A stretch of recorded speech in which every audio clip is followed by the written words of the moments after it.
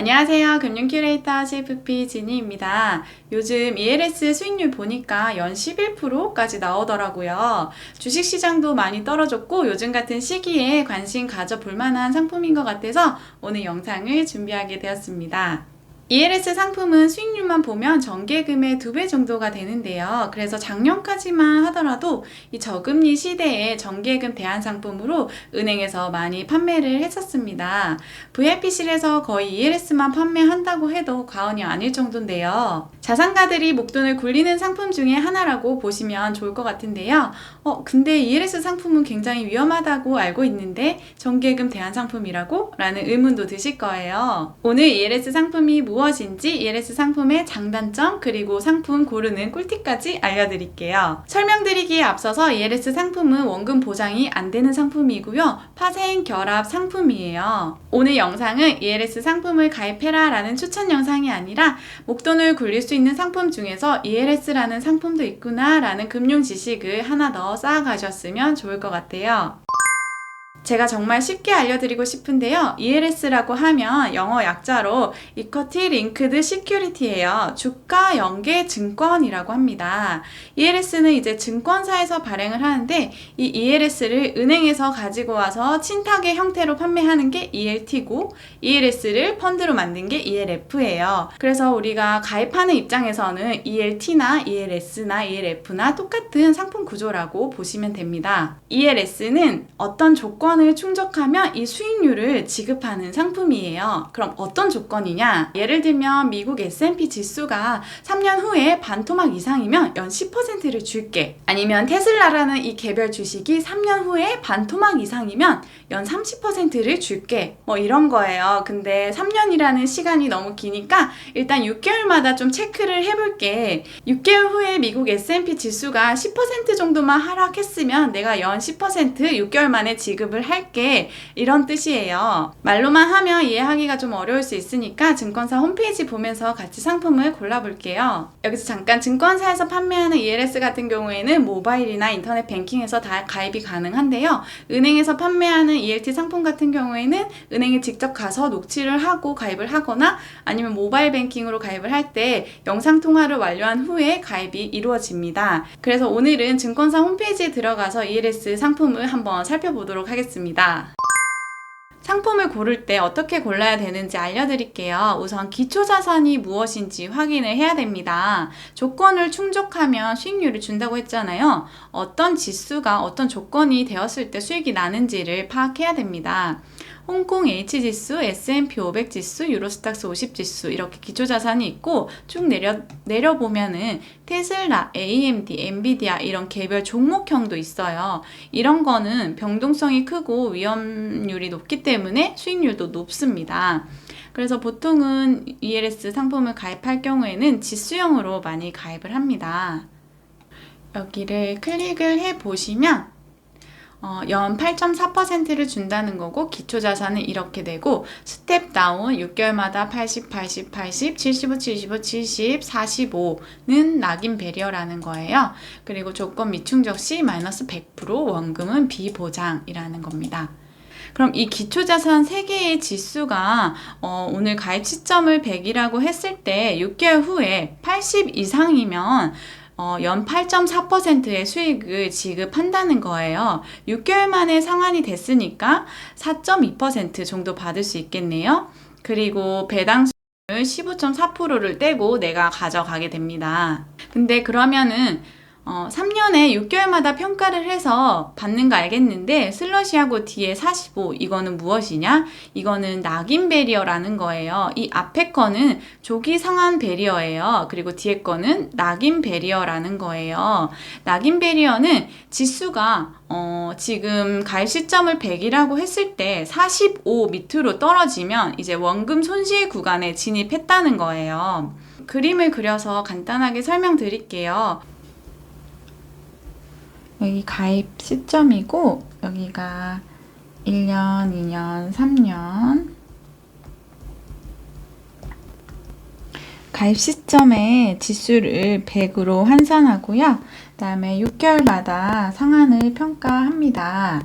그래서 조기 상한 조건이 80부터 시작하잖아요. 여기서 80, 80, 80, 83번이죠? 80, 그리고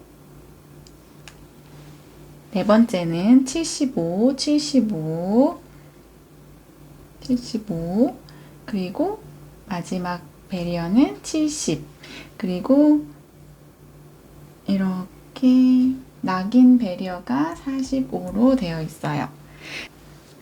그러면 처음 가입했을 때 지수를 100으로 환산했다고 하고, 그다음에 6개월 후에 80 위에 있으면은, 지수가 80 위에 있으면 이때 상한이 되는 거예요. 6개월 만에.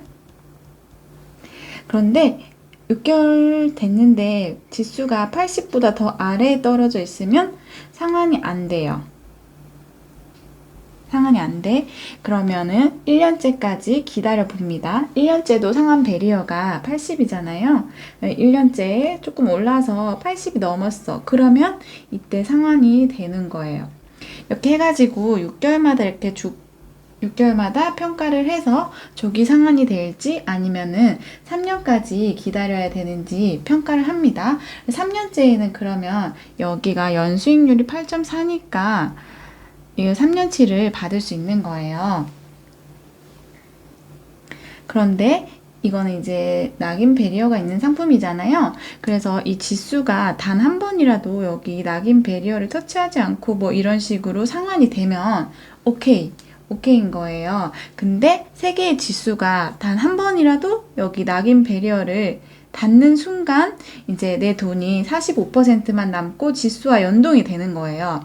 근데 낙인 배리어를 터치했다고 하더라도 중간에 이렇게 올라와서 상한이 되면 좋은 거예요. 이렇게 터치하고 이렇게 갑자기 상한이 되면 좋은 거예요. 근데 상한이 안 되면 이제 여기 낙인 배리어를 터치하고 여기서 멈추게 되면은 이제 내 돈이 이만큼만 남게 되는 겁니다. 그러면 노낙인 상품은 어떻게 되는 거냐면 여기에 이 배리어만 없는 거예요. 그리고 나머지는 똑같아요. 노낙인 상품은 배리어가 없고 여기 마지막 조기 상한 조건이 조금 더 낮아요. 조금 더 낮게 설정이 되어 있어요. 3년째에 거의 한 60에서 55 배리어로 설정이 되어 있어요. 그래서 처음 시작해서 이렇게 쭉쭉쭉쭉 가다가 상한이 되면 좋은 거고, 마지막까지도 상한이 안 되다가 뭐 이렇게 상한돼도 되는 거고, 이렇게 해서 여기 마지막 3년째 배리어 이상에만 있으면 상한이 되는 거예요. 그런데 쭉쭉쭉 가다가 마지막 배리어보다 낮다 이러면은 이것도 이제 내 돈이 여기만큼만 남게 되는 거예요.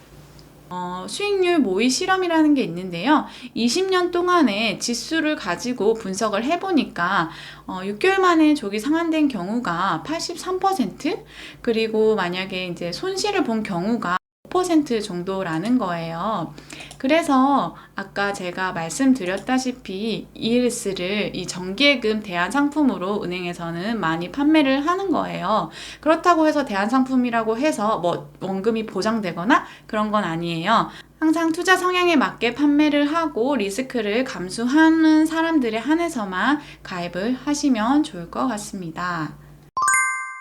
상품의 장단점 말씀드릴게요. ELS 상품의 장점이라고 하면 예금보다 높은 수익률을 들 수 있겠고요. 그리고 6개월마다 조기 상한 조건을 충족할 경우에 자금을 회수할 수 있다는 게 장점이고요. 그리고 직접 투자가 어려운 경우에도 지수의 방향성만 예측해서 수익을 볼 수 있다는 것도 장점이라고 할 수 있을 것 같아요. ELS의 단점이라고 하면 수익은 10%로 정해져 있는데 손실률은 100%까지 날 수 있다는 거예요. 물론 확률은 낮지만 그럴 가능성이 있다는 거예요. 보통의 경우에는 6개월마다 조기 상한이 잘 이루어지기 때문에 판매하는 사람 그리고 가입하는 사람도 큰 위험성을 느끼지 못하고 가입하거나 판매를 할 수가 있어요. 근데 보통의 경우가 아니라 만약에 지수가 반토막이 나거나 몇 개월 안에 회복이 안 될 경우에 정말 원금 손실이 이루어질 수도 있기 때문에 신중하게 가입을 하는 게 좋을 것 같습니다. 그리고 또 다른 단점은 중도 상환이 안 될 경우에 돈이 3년 동안 묶일 수도 있고 중도에 해지를 할 경우에 손실을 볼 수도 있다는 거예요. 만약에 내가 가입 시점 지수가 여기고 중도 해지 시점이 여기면 이만큼의 손해를 보고 해지를 해야 되는 경우도 있고,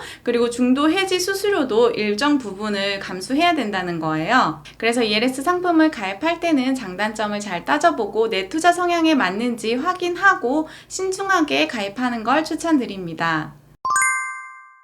제가 퇴직 직전까지 있던 지점에서 VIP 자산 관리를 했었는데요. 그때도 정말 ELS 상품을 많이 판매했었던 것 같아요. 마지막으로 저만의 ELS 상품 고르는 꿀팁 알려드릴게요. 첫 번째 꿀팁은 기초자산을 먼저 확인하는 거예요.